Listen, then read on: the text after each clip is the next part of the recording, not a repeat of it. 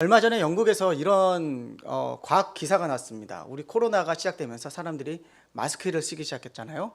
그런데 마스크를 쓴 상태로 미소를 지으면 숨을 들이마실 수 없다. 미소를 지은 상태에서 숨을 딱 들이마시면 그럴 수 없다라는 연구 결과가 나왔습니다. 아마 여러분들 지금 하고 계실 텐데요. 숨을 마실 수 있죠. 제가 그냥 농담으로 해본 말입니다. 마스크를 쓴 이후로부터 저희가 미소를 잃어버리기 시작했잖아요. 오늘 한 번 미소 지으셨습니다. 오늘 여러분들 잠자리에 두시는 그 순간까지 그 미소가 계속했으면 좋겠습니다. 그런 마음으로 제가 해본 건데요. 우리가 삶을 살아가면서 그런 마음의 여유와 또 하나님과의 동행함을 계속해서 소망하며 살아가고 있습니다. 그것을 우리는 그리스도인이라고 이야기하죠. 우리가 신앙을 하고 신앙인으로서의 삶을 살아가고 하나님의 소명을 따라가는 삶, 그 삶이 바로 그리스도인의 삶일 줄 믿습니다. 제가 여러분들과 함께 계속 사사기를 보고 있는 거 혹시 알고 계십니까? 사사기서를 쭉 따라가면서 오늘 사사기 기도원 세 번째 시간인데요. 기도원에 대해서 우리가 함께 배워가면서 특별히 그 그리스도인 하나님이 부르신 소명자의 삶을 함께 나눌 수 있었으면 좋겠습니다. 이전의 기도원은 우리가 지지난주에 보았듯이 하나님의 말씀을 가볍게 여기는 사람이었습니다. 왜냐하면 하나님의 말씀이 내 삶 가운데 그렇게 커다란 영향력이 없다라고 믿었던 사람이 기도원이었습니다. 그런데 갑자기 하나님의 사람이 나타나고 그리고 하나님 앞에 제물을 드리면서 예배를 드리면서 그 예배가 하나님 받으심을 딱 증명되고 그 후로부터는 이제 하나님의 사람으로 살기를 그리고 하나님의 말씀을 무겁게 받기를 그렇게 소망하면서 그렇게 살기를 이제 다짐했습니다. 그래서 하나님의 이름도 바꿔주시죠. 여룻바알. 마치 오늘날 우리를 하나님이 우리들의 이름으로 불러주시는 것이 아니라 그리스도인이라고 부르시는 것처럼 우리가 세상 속에서 이름이 바뀌었듯이 이제 기드온도 여룻바알이라는 하나님을 대표하는 그런 이름으로 바뀌어지고 살아가기 시작했습니다. 우리가 생각해 봤을 때 하나님 처음 만났을 때 어떠했습니까? 가슴이 뜨겁고 뭐든지 할 수 있을 것 같고 세상에 정말 내가 기도하면 모든 것이 이루어질 것 같은 그런 자신감이 있지 않으셨습니까? 아마 기도원도 그랬을 것입니다. 이제 내가 소명자의 삶으로 사명자의 삶으로 살아갈 것이다 라고 그렇게 노력하고 그렇게 다짐하고 나아갑니다. 그런데 사실 그럼에도 불구하고 변하지 않는 것이 한 가지 있습니다. 그것이 무엇이냐면 우리들의 삶의 모습입니다. 이 여룻바알이라는 이름으로 그 이름은 바뀌었지만 기도는 여전히 미디안을 두려워하면서 살아가고 있습니다. 그 변화되지 않는 삶 가운데서 그러면 이 기도는 어떻게 사는 것이 맞을까요? 우리가 기도원 하면 떠올릴 수 있는 몇 가지 사건이 있습니다. 기도원. 여름 성경학교를 다녀보셨던 분들은 아마 기억하실 텐데요. 기도원 하면 몇 가지 특이한 사건이 있죠. 양털 사건, 우리가 보려고 하는 양털 사건이 그 첫 번째이고, 그리고 기도원과 300용사라고 이렇게 묶어지는 그런 용사의 내용들, 그런 내용들이 우리들한테 떠오르게 될 것입니다. 그런데 오늘 우리가 함께 나누실 이 양털에 대한 기적은 단지 하나님을 시험한 그런 내용으로 치부하기는 그 기도원이 준비하는 것들이 너무나 많습니다. 그래서 오늘 기도원이 어떻게 하나님의 소명자로의 삶으로서 살아가려고 그 삶을 준비하고 있었는지 이 양털 사건을 통해서 함께 알아보도록 하겠습니다. 우리가 이 양털 사건을 이해하기 위해서는 사사기 이 저자가 우리들에게 먼저 정보를 준비한 정보, 그러니까 전해주었던 정보를 몇 가지로 우리가 다시 한번 기억할 필요가 있습니다. 아주 중요한데요. 먼저 기드온이 하나님의 사자를 만났을 때 무엇하고 있었는지 우리가 기억해 본다면 그는 포도주 틀에서 밀을 추수하고 있었습니다. 그렇죠? 그러니까 밀을 추수하고 있었다라는 것은 단지 추수하고 있었다라고 우리가 생각할 수 있겠지만 이것은 계절, 몇 월 달인 것을 우리들에게 암시해주고 있는 표현입니다. 우리가 추수한다 하면 우리나라 같은 경우는 10월 달이나 11월 달로 이렇게 떠올릴 수 있듯이 밀을 추수했다라고 한다면 4월 이후가 되는 겁니다. 4월 이후에 이제 밀을 추수하게 되는데요. 약 6월에서 7월 사이에 제일 많은 밀을 추수합니다. 그런데 이때 이스라엘의 그 기후의 특성이 한 가지 있는데 그것이 뭐냐면 비가 한 방울도 내리지 않는다는 거죠. 비가 한 방울도 내리지 않아서 아주 메마른 그런 건조한 땅을 가지고 있는 상태가 이 밀을 타작하는 시기입니다. 그래서 이때 얻을 수 있는 물은 지중해에서부터 불어오는 이슬이나 아니면 우물에서 퍼올리는 물밖에 없는 거죠. 그러면 땅은요, 그냥 건조한 채로 우리가 흔히 이스라엘 하면 떠올릴 수 있는 그 노란색 흙, 그리고 그 사막 그런 모습, 그런 상태라는 겁니다. 이것이 첫 번째 우리들한테 준 정보이고요. 두 번째 정보가 있는데요. 이 기드온이 두려워했던 미디안과 아말렉과 동방의 사람들에 대한 기록인데요. 이것을 사사기 6장 5절에는 이렇게 명확하게 기록하고 있습니다. 우리 자막 보시면서 함께 보도록 할까요?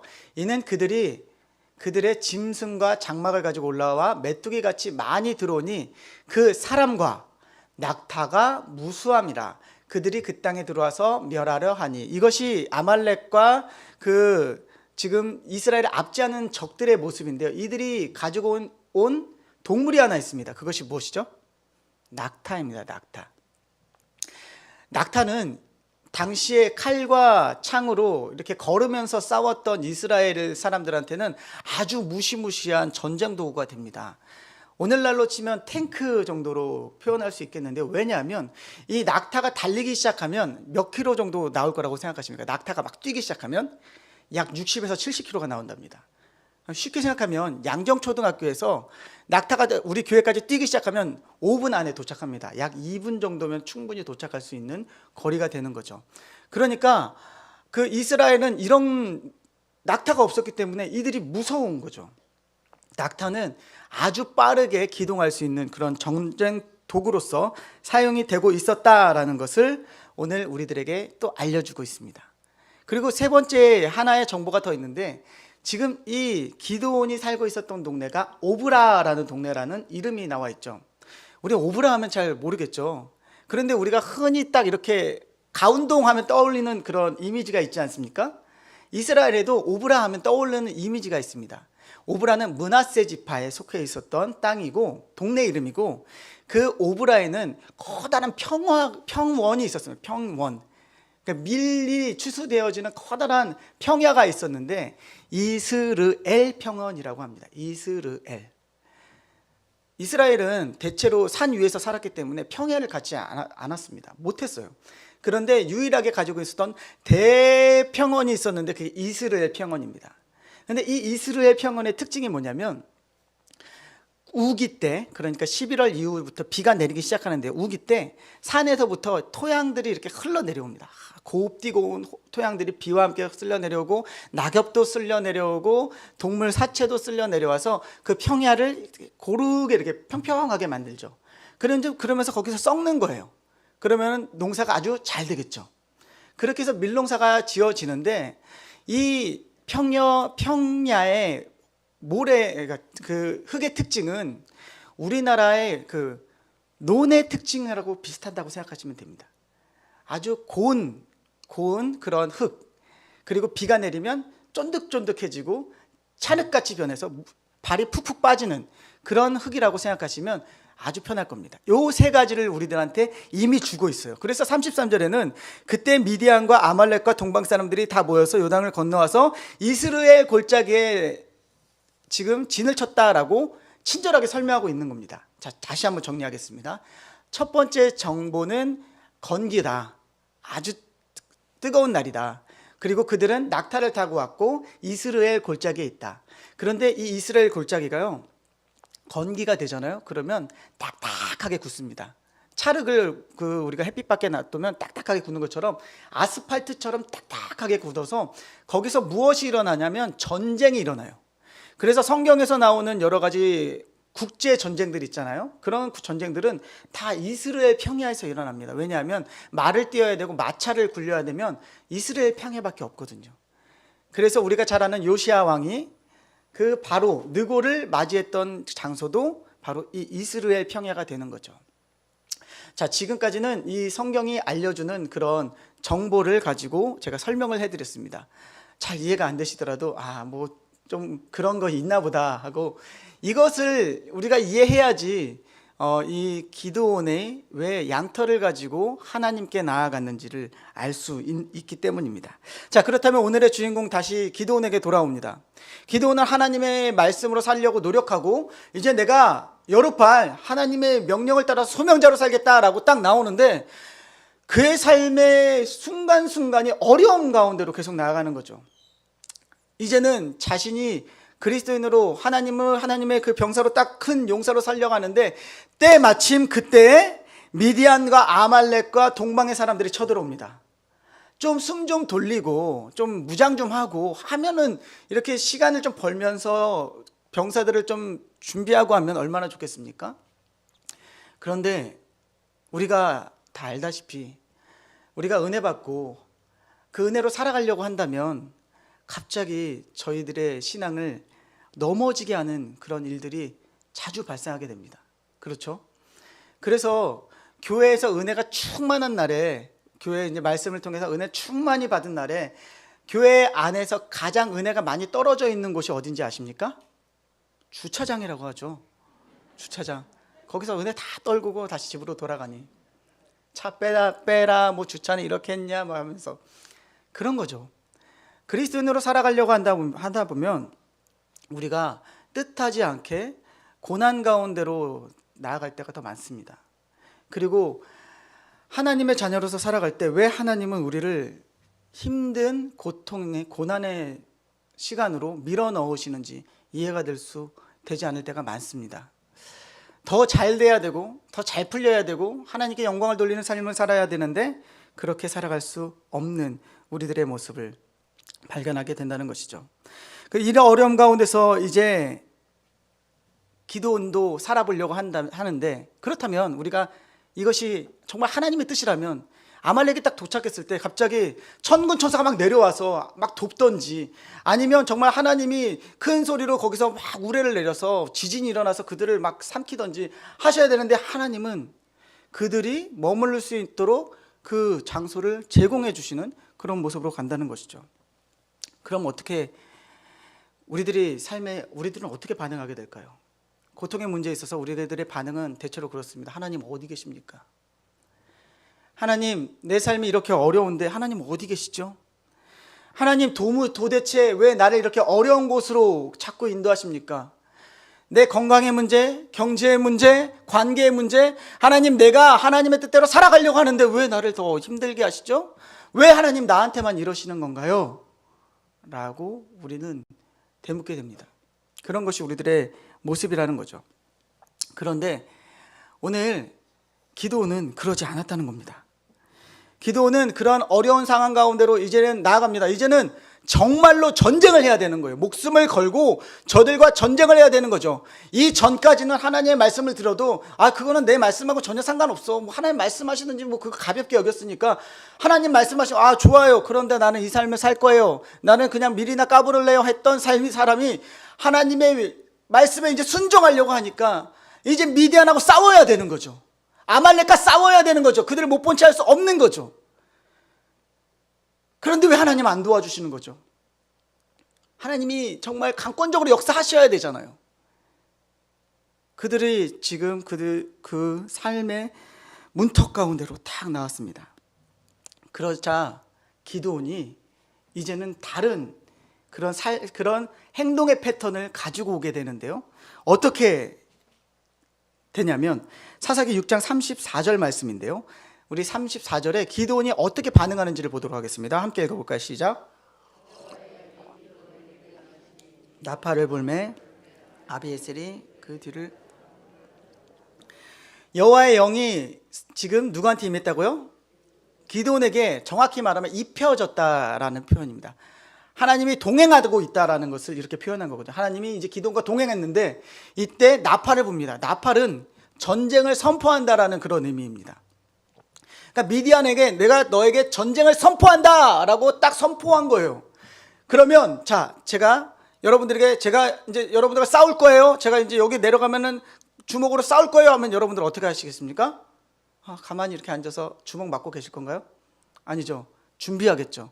나팔 소리를 들었던 이 미디안 연합군은 전쟁을 준비할 수밖에 없습니다. 그런데 낙타가 뛰기 시작하면 반나절이면 올 수 있는 거리가 이 므낫세의 동네가 다 그 안에 들어있는 거죠. 그 상황에서 기도는 하나님에게 부탁을 드립니다. 군사를 모을 수 있는 시간이 필요했기 때문이죠. 자, 우리 사사기 6장 36절에서 37절 함께 보도록 하겠습니다. 기도원이 하나님께 여쭈되 주께서 이미 말씀하신 것 같이 내 손으로 이스라엘을 구원하시려거든 보소서 내가 양털 한 뭉치를 타작마당에 두리니 만일 이슬이 양털에만 있고 주변 땅을 마르면서 주께서 이미 말씀하신 것 같이 내 손으로 이스라엘을 구원하실 줄 내가 알겠나이다. 하나님 이미 말씀하셨죠. 저로 구원하신다고 하셨다면 제가 오늘 밤에 양털 한 뭉치를, 그러니까 아마 공처럼 이렇게 한 뭉치를 그냥 타작마당에 두었을 거예요. 여기다 둘 테니까 여기에 이슬이 맺히게 해 주시옵소서 라고 하고 그날 밤에 기도한 거죠. 그날 밤에 하나님 앞에 기도하고 잠을 듭니다. 다음 날 어떤 일이 일어나죠? 사사기 6장 38절에는요 그대로 된지라, 놀라운 일이 생긴 거예요. 그대로 된지라 이튿날 기도원이 일찍 일어나서 양털을 가져다가 그 양털에서 이슬을 짭니다. 짜니까 어떠한 일이 일어났다고요? 물이 그릇에 가득하지라. 생각을 해보세요, 여러분. 얼마나 많은 물이 양털에 있었으면 그게 그릇, 대야에 가득할 수 있을까요? 그러니까 이것은 어마어마한 양의 물이 그 안에 있었다라는 겁니다. 정말 상상하지 못하는, 딱 들었을 때 우와 할 정도로 무게, 마치 1.5리터 페트병을 들어 올릴 만큼의 무게를 느꼈을 것이고 그것을 짜니 그릇에 가득한. 근데 이슬로 이게 가능하지 않거든요. 이슬은 정말 그 풀잎에 살포시 내려앉아서 또르르르 떨어지면 끝날 그런 무게인데 하나님이 너와 함께 하겠다라는 증명으로 이 무게를 가득한 거죠. 자, 그러자 갑자기 기도원이 하나님 앞에 다시 이렇게 이야기합니다. 39절인데요.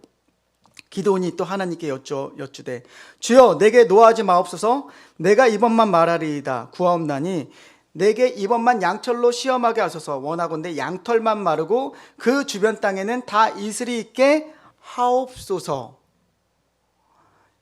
우리가 이 말씀을 보면 마치 기도원이 믿음이 없어서 내가 이걸 했는데 하나님 정말 내가 마음에 정말 의심이 돼서 그런데요 한 번만 더 제가 시험하겠습니다 이런 내용으로 우리가 이해할 수 있지만 사실은 그것보다 더 지혜로운 기도원의 지혜가 이 안에 숨어 있는 겁니다. 기도원은 이미 제사를 통해서, 제사가 불살라지는 것을 통해서 하나님을 경험했고 하나님의 영이 임함으로 하나님을 경험했습니다. 그리고 그것을 넘어서서 양털에 물이 가득함으로 하나님을 경험했어요. 총 3번 하나님을 경험한 사람이라는 거죠. 어떻게 하나님을 더 이상 의심할 수 있겠습니까? 아주 지혜로운 기도원의 지혜가 여기서 뛰쳐나오는데요. 그것이 무엇이냐면 그 양털의 물은 마치 비와 같은 양의 물입니다. 엄청난 양이었기 때문에 그만큼의 양이 양털을 제외한 온 땅에 뿌려진다면 한 가지 기도원이 얻을 수 있는 것이 있었습니다. 그것이 무엇이냐면 이 이슬이 기도원 동네에 뿌려진 것과 동시에 어디에도 같이 뿌려졌을까요? 그 이스라엘 골짜기에도 같이 뿌려지는 거죠. 그렇죠? 왜냐하면 하나님은 온 땅에 이 이슬을 내렸기 때문이죠. 비가 그러니까 억수 같은 소나기가 하나 확 떨어진 거라고 생각하면 됩니다. 그런데 이스라엘 골짜기에 흙이 뭐였다고요? 진흙이었다고요. 낙타는 진흙에서 달릴 수 없어요. 낙타는 진흙에서 달릴 수가 없는 겁니다. 그리고 그런 전투 병기를 잃어버린 아말렉 군대는요 시간을 지체할 수밖에 없습니다. 땅이 마를 때까지. 그때 그 시간을 버는 지혜를 지금 이 기도는 하나님께 요청드리면서 벌어들인 거예요. 그래서 3만 2천이라는 군사가 그 기도원에게 올 수 있는 시간이 버려졌고 그 3만 2천이라는 군사로 300이라는 용사를 얻어낼 수 있는 시간을 벌어낸 겁니다. 기도는 삶의 어려움 가운데 그냥 기도하고 하나님 어떻게 했으면 좋겠습니까? 하나님 어디 계십니까? 라고 그렇게 한 것이 아니라 하나님은 내가 너와 함께함을 보여주었다 하며 그 지혜를 가지고 보여주신 그 지혜를 가지고 이런 하나님이시라면 온 땅에 비를 내리실 수도 있잖아. 하나님 구하옵나니 한 번만 제가 하나님 앞에 요청합니다. 제가 하나님이었다면 만약에 나를 의심해서 기도원이 한 번만 더 제가 능력 있다는 걸 보여주세요 하면 이 괘씸한 놈 너 말고 다른 놈 할 거예요. 저 같으면. 근데 하나님 그러지 않았다고요. 왜냐하면 기도원의 마음 가운데 어떠한 지혜가 있는지 아셨기 때문이죠. 그래서 하나님은 그걸 용납해 주신 거예요. 네가 정말 시간이 필요하구나. 물리적으로 그들을 용사를 모을 시간이 필요하구나. 그러면 내가 너와 함께 하겠다. 그런데 이와 동시에 기도는 이 전쟁을 아말렉과의 전쟁을 하나님의 전쟁으로 바꾸어 놓습니다. 제일 먼저 이 아말렉을 공격한 공격이 무엇입니까? 이스라엘 공격이에요. 누가 공격한 거죠? 하나님이 공격하신 것이죠. 그렇기 때문에 그 삶의 어려움의 문제에 하나님을 참전시킨 겁니다. 내 문제로 끝내는 것이 아니라 하나님의 문제로 이 모든 삶의 문제를 이끌어낸 거예요. 그러면 이제부터는 어떠한 일이 일어날까요? 모든 전쟁의 선봉에 하나님이 앞서 행하는 것을 지금 보게 되는 것입니다. 기도는 이렇게 삶의 어려운 문제에 있어서 가만히 있지 않았어요.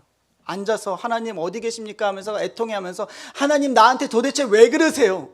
하나님 왜 내가 잘못했어요? 내가 뭘 잘못했는데요? 내가 믿음으로 살아보려고 하는데 왜 자꾸 나의 삶 가운데 이런 어려움이 있어요? 라고 주저앉은 것이 아니라 하나님을 내 문제 가운데로 임할 수 있도록 하나님을 요청했다는 겁니다. 하나님 이건 내 문제이지만 하나님의 문제이기도 합니다. 하나님 내 삶 가운데 이렇게 역사하셨다면 내 문제도 이렇게 역사해 주세요 라고 하나님을 요청한 기도원의 지혜가 여기에 있는 것입니다. 그렇기 때문에 이 양털의 시험 문제는 단지 한 사람이 하나님을 시험한 문제가 아니라 그 삶의 그 민족 가운데 하나님을 참전시킨 지혜로서 우리가 바라볼 수 있어야 하는 것이죠. 사랑하는 예배자 여러분, 하나님은요 항상 함께 하셨습니다. 기도원과 함께 하셨고 기도원에게 성령으로 입혀서 함께 하심을 느끼게 하시고 알게 하셨습니다. 그렇다면 여러분들은 어떻습니까? 예수 그리스도로 말미암아 그 피값으로 말미암아 여러분들도 그리스도인이 되셨습니다. 아멘이십니까? 성령님이 우리와 함께하고 계십니다. 아멘이십니까? 그렇다면 우리들의 삶의 문제 있죠. 그것이 건강의 문제일 수도 있고 그것이 경제적인 문제일 수도 있고 그것이 관계의 문제일 수도 있죠. 그것을 가지고 앉아서 기도만 할 것이 아니라 그 문제를 가지고 하나님의 문제로 하나님을 참전시킬 수 있는 지혜가 여러분들에게도 있기를 소망합니다. 하나님 어디 계십니까?